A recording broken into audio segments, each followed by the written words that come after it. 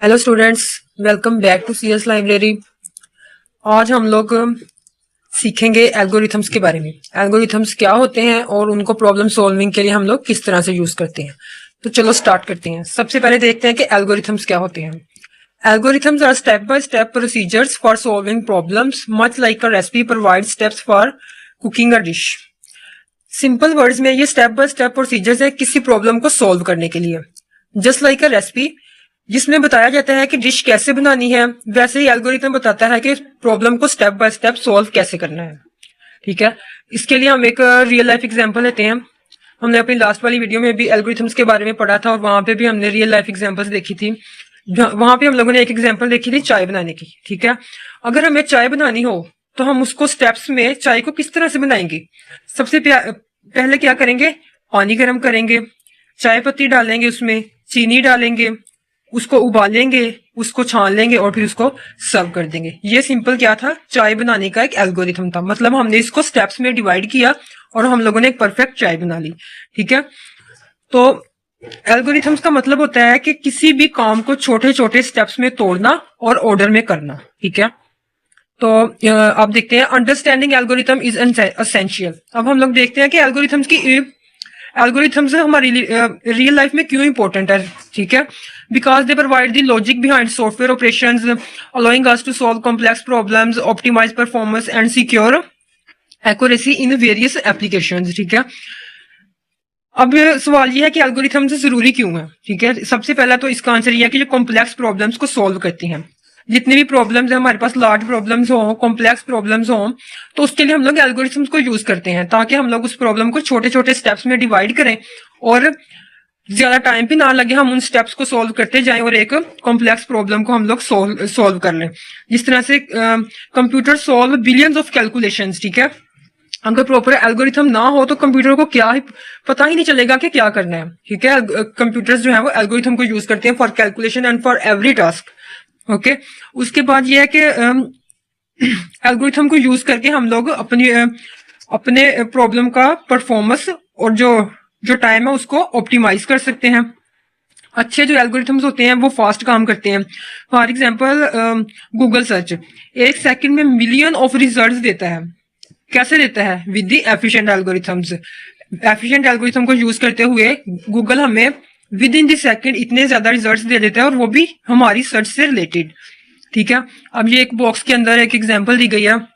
The Google search engine uses the complex algorithm called page rank to determine the relevance of web pages. Google एक algorithm का use करता है जिसका नाम है पेज रैंक। ठीक है, तो ये क्या करता है, ये डिटरमिन करता है कि कौन सा वेब पेज ज्यादा इंपॉर्टेंट है। ये चेक करता है कितने लिंक्स उस पेज की तरफ आ रहे हैं, उन लिंक्स की क्वालिटी क्या है, और फिर रैंकिंग देता है सर्च रिजल्ट में। इस वजह से जब हम लोग कुछ सर्च करते हैं तो सबसे पहले रेलिवेंट रिजल्ट्स ही हमारे सामने आते हैं। ठीक है, तो ये जो गूगल का सर्च इंजन है ये भी एक एल्गोरिथम को यूज करता है और ये कॉम्प्लेक्स एल्गोरिथम को यूज करता है जिसका नाम है पेज रैंक। ठीक है, अब हम लोग देखेंगे इसका next method generate and test method. ठीक है, इसमें हम लोग देखेंगे कि जनरेट और टेस्ट मेथड क्या होता है और ये किस तरह से काम करता है, और ये फ्लो चार्ट भी देखेंगे। ठीक है, this method works by generating potential solutions to a problem and then testing each one to determine if it meets the required conditions. ठीक है, ये क्या है कि इसमें हम लोग क्या करते हैं कि पोटेंशियल पॉसिबल सॉल्यूशंस को जनरेट करते हैं, उसको टेस्ट करते हैं। अगर वो सॉल्यूशन करेक्ट हो तो उसको प्रोसेस को उधर स्टॉप कर देते हैं। अगर वो सॉल्यूशन करेक्ट ना हो तो हम लोग दोबारा से जाते हैं और जनरेट करते हैं। ठीक है, the process continues until a satisfactory solution is found और all possible solutions have been exhausted. हम लोग इस प्रोसेस को उस वक्त तक कंटिन्यू करते हैं जब तक कि हमें एक सेटिस्फैक्टरी सॉल्यूशन मिल नहीं जाता, मतलब एक करेक्ट सॉल्यूशन नहीं मिल जाता। The generate and test method is particularly useful in sciences where the problem space is small, making it feasible to generate and test all possible solutions. ठीक है, हम इनको कहाँ पे यूज करते हैं, जनरेट एंड टेस्ट मेथड को, जहां पर प्रॉब्लम स्पेस स्मॉल हो। ठीक है, there is no clear strategy for finding a solution and an exhaustive search is necessary. There is heuristic or rules can be applied to reduce the number of generated solutions, making the process more efficient. इसका simple मतलब ये है कि अगर हमारे पास एक example हो, अगर हमने अपने फ्रेंड के लिए कोई गिफ्ट लेकर जाना है, ठीक है, तो हम लोग क्या करेंगे, बाजार जाएंगे, मार्केट जाएंगे, बुक लेंगे उसके लिए। अब हम जाके अपनी उस फ्रेंड को दिखाएंगे कि मैंने तुम्हारे लिए बुक ली है, लेकिन वो क्या बोलेगी, मेरे पास ये ऑलरेडी बुक है। तो अब हम लोग क्या करेंगे, वापस से मार्केट जाएंगे, उस बुक को चेंज करवा के उसकी जगह पर हम उसके लिए कोई वीडियो गेम लेके आएंगे, ठीक है। वीडियो गेम लेकर गए, फिर हम अपने फ्रेंड के पास गए, उसको जाके हमने बोला कि मैं ये तुम्हारे लिए वीडियो गेम लेकर आई, लेकिन वो बोले कि मेरे पास ऑलरेडी बहुत सारी वीडियो गेम्स हैं। अभी हम लोग क्या कर रहे हैं, एक सोल्यूशन लेके आते हैं, उसको टेस्ट कर रहे हैं कि उसको पसंद आता है या नहीं। जब उसको नहीं पसंद आता तो हम दोबारा जाते हैं और दोबारा से उस सोल्यूशन को जनरेट करते हैं, अपने फ्रेंड के लिए कोई और गिफ्ट ढूंढते हैं। अब हम दोबारा से जाएंगे मार्केट, क्योंकि ये वाला गिफ्ट भी उसको पसंद नहीं आया, हमने उस पर टेस्ट करके देखा। अब हम उसके लिए लेके आएंगे हेडफोन्स। हेडफोन्स लेके जब हम अपने फ्रेंड के पास जाएंगे तो वो बहुत खुश हो जाएगा, वो कहेगी wow this is the perfect gift, ठीक है, और उसको ये वाला गिफ्ट पसंद आ जाएगा। अब यहाँ भी हम लोगों ने क्या किया, डिफरेंट सोल्यूशन को जनरेट किया और उसको अपने फ्रेंड पे टेस्ट किया, ठीक है। जब तक उसको गिफ्ट पसंद नहीं आ गया, हम लोग बार बार मार्केट जाते रहे और उसके लिए न्यू गिफ्ट लेके आते रहे, उसको एक्सचेंज करवा के, ठीक है। ये एक सिंपल इसकी एग्जांपल है। अब आप लोगों को इससे समझ आ गई होगी कि test generate and test method किस तरह से वर्क करता है। ये इसका ब्लॉक डायग्राम दी गई है, ठीक है। इसमें लिखा है कि जनरेटर है, यहाँ पे हम लोग अपना एक सोल्यूशन को जनरेट करते हैं, पॉसिबल सोल्यूशन जो हम लोग जनरेट कर सकते हैं। उसके बाद है टेस्टर, फिर हम लोग क्या करेंगे, उसको टेस्ट करेंगे।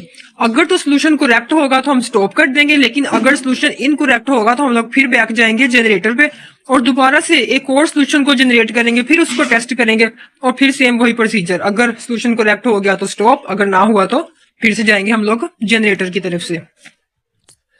की तरफ जाएंगे फिर से।